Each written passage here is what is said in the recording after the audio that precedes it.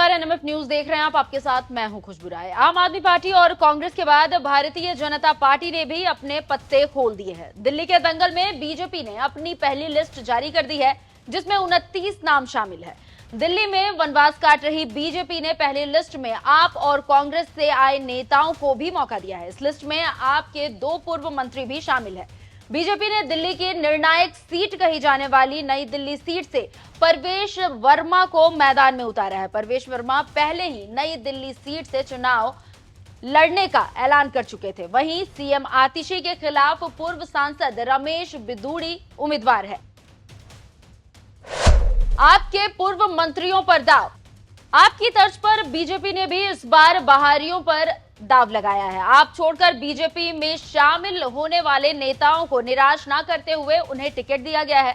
Party ने दिल्ली के पूर्व मंत्री कैलाश गहलोत और राजकुमार आनंद को उम्मीदवार बनाया है। राजकुमार आनंद को पटेल नगर सीट से टिकट मिला है। पहले भी उन्होंने इस सीट से चुनाव लड़ा था और जीत हासिल की थी। वहीं कैलाश गहलोत को बिजवासन सीट मिली है, जबकि वे नजफगढ़ से विधायक है। हालांकि सूत्रों का कहना है कि कैलाश गहलोत बिजवासन सीट ही चाहते थे। ऐसे में बीजेपी ने उन्हें मनचाही सीट दी है।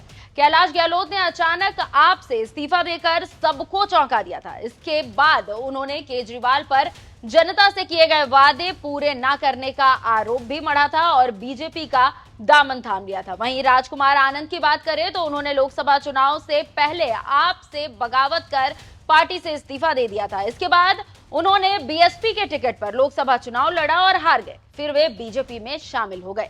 इनके अलावा कांग्रेस से बगावत कर बीजेपी में आए अरविंदर सिंह लवली को भी बीजेपी ने इनाम देते हुए गांधीनगर सीट पर टिकट दिया है। शीला दीक्षित सरकार में मंत्री रहे अरविंदर लवली पहले भी गांधीनगर सीट का प्रतिनिधित्व कर चुके हैं। ये उनकी पारंपरिक सीट रही है। अरविंद केजरीवाल वर्सेस संदीप दीक्षित वर्सेस परवेश वर्मा। नई दिल्ली सीट राजधानी की दशा और दिशा तय करती है। इस सीट पर जो जीता वही दिल्ली का सिकंदर।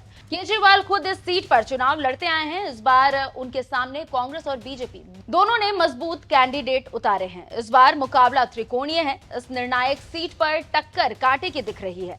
केजरीवाल के सामने दिल्ली के 2 पूर्व मुख्यमंत्रियों के बेटे हैं। कांग्रेस ने शीला दीक्षित के बेटे संदीप दीक्षित को टिकट दिया है। संदीप दीक्षित केजरीवाल के खिलाफ मुखर होकर कैंपेन कर रहे हैं। वे लोकसभा चुनाव में भी कांग्रेस के आप के साथ मिलकर चुनाव लड़ने के खिलाफ थे। विधानसभा चुनावों में दोनों पार्टियों का गठबंधन नहीं हुआ। संदीप दीक्षित ने आम आदमी पार्टी की महिला सम्मान योजना पर सवाल उठाते हुए एलजी सक्सेना से शिकायत की थी, जिसके बाद आप और कांग्रेस में तकरार और भी तेज हो गई है। नई दिल्ली सीट से शीला दीक्षित 3 बार विधायक रही हैं और 3 बार दिल्ली की सत्ता भी संभाल चुकी हैं। वहीं बीजेपी कैंडिडेट परवेश वर्मा के पिता साहिब सिंह वर्मा भी नई दिल्ली सीट से विधायक रहे हैं और उन्होंने दिल्ली की सत्ता भी संभाली है। परवेश वर्मा की नई दिल्ली सीट पर उम्मीदवारी पहले से ही लगभग तय हो चुकी थी। हाल ही में उन पर महिलाओं को 1100 रुपए कैश बांटने का आरोप भी लगा था। केजरीवाल के खिलाफ दावेदारी को लेकर परवेश वर्मा ने कहा है कि उन्हें डर है कि कहीं केजरीवाल अपना नाम वापस ना ले ले। देखिए, मुझे केवल एक बात का डर है कि अरविंद केजरीवाल ये सीट छोड़कर ना भागे, क्योंकि यहाँ के लोगों ने 3 बार उनको जिताया है। उनको अपने कामों का हिसाब यहाँ पे देना पड़ेगा और जो भी जनता का फैसला होगा वो हमको स्वीकार करना चाहिए। यहाँ से वो सीट छोड़कर भागे ऐसा हमें लग रहा है, क्योंकि उन्होंने कोई काम नहीं किया 11 साल में। 11 साल में मैं यहाँ के लोगों से पूछ रहा हूँ कि 11 काम बता दीजिए। 11 तो छोड़िए, कोई 2 काम भी नहीं बता पा रहा। तो यहाँ की जनता जवाब देगी कि उन्होंने यहाँ की जनता को 1 नहीं 2 बार नहीं 3 बार ठगा है। कालकाजी सीट महिला नेताओं के सामने टिकेंगे रमेश बिधूड़ी। दिल्ली की मौजूदा सीएम आतिशी जिस सीट से विधायक है, उस कालकाजी सीट पर बीजेपी ने रमेश बिधूड़ी को टिकट दिया है। रमेश दक्षिणी दिल्ली से बीजेपी के सांसद रह चुके हैं। रमेश का मुकाबला इस बार 2 महिलाओं से है। कांग्रेस की अलका लांबा और आपकी आतिशी उनके सामने है। रमेश बिधूड़ी ने आतिशी पर आरोप लगाया है कि कालकाजी की जनता आतिशी के रूप में आपदा को झेल रही है। कालकाजी की खोई हुई जो हमारी जमीन है उसको किस प्रकार से हम वापस लाने का काम करेंगे। 5 साल, पिछले 10 साल तो नार के जीवन केजरीवाल के चक्कर में पूरी दिल्ली भोग रही है इस आपदा के कारण, और ये आपदा झेली है 5 साल। आतिशी मारलेना के रूप में भी कालकाजी वासियों ने, सड़कें टूटी पड़ी हैं, गंदे पानी की निकासी की व्यवस्था नहीं है। हम यहाँ पर मार्च में बजट सरकार का आएगा और मई बरसात से पहले पहले कालकाजी की 100% सड़कों को ठीक पक्का करके पानी की निकासी की व्यवस्था करने का काम करेंगे। क्योंकि पुराना हमारा ट्रैक रिकॉर्ड है, संगम विहार से जब हम पहली बार विधायक बने थे तो संगम विहार में बिजली लगाने का काम किया तो भारतीय जनता पार्टी के विधायक के रूप में हमने किया। संगम विहार के अंदर कम्युनिटी सेंटर जे ब्लॉक में बनाया, उसके बाद 10 साल में कुछ नहीं बना, वो हमने बनाया। रमेश बिधूड़ी के आरोपों पर आतिशी ने भी पलटवार किया और कहा कि 10 साल सांसद रहने के बाद भी उनकी पार्टी ने उन पर भरोसा नहीं जताया तो जनता क्या समझेगी।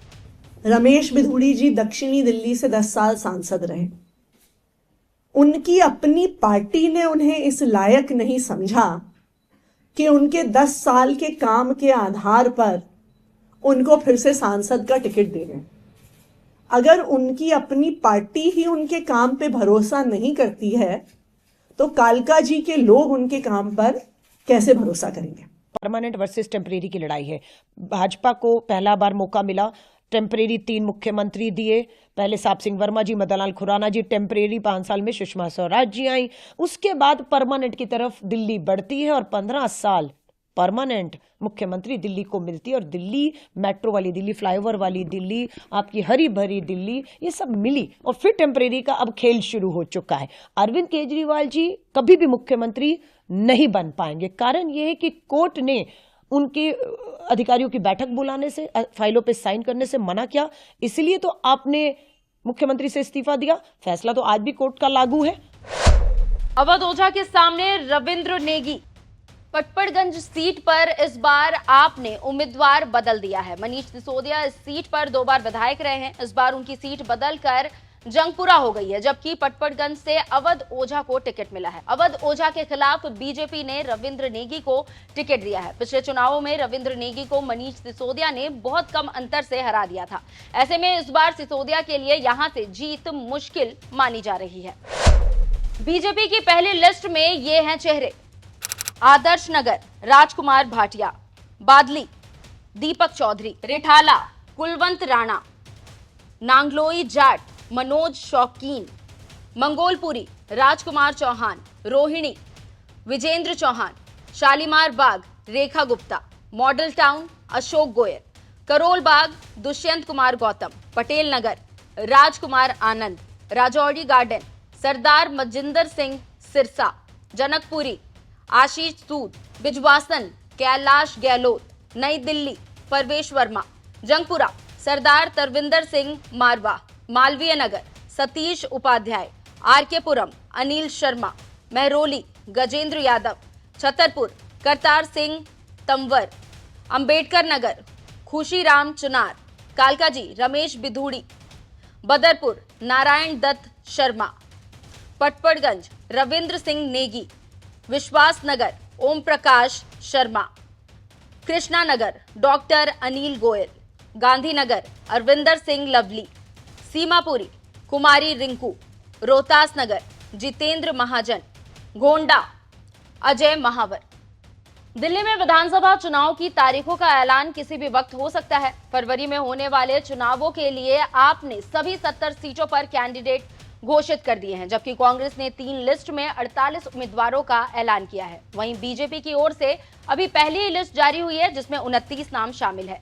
बीजेपी की पहली लिस्ट में केवल 2 ही महिला कैंडिडेट है। हालांकि अभी 41 सीटों पर तस्वीर साफ होनी बाकी है और कई ऐसी सीटें हैं जिन पर बीजेपी के ओर से चौंकाने वाले खुलासे हो सकते हैं। बहरहाल आपका इस पर क्या कुछ कहना है, हमें कमेंट कर जरूर बताइएगा। नमस्कार।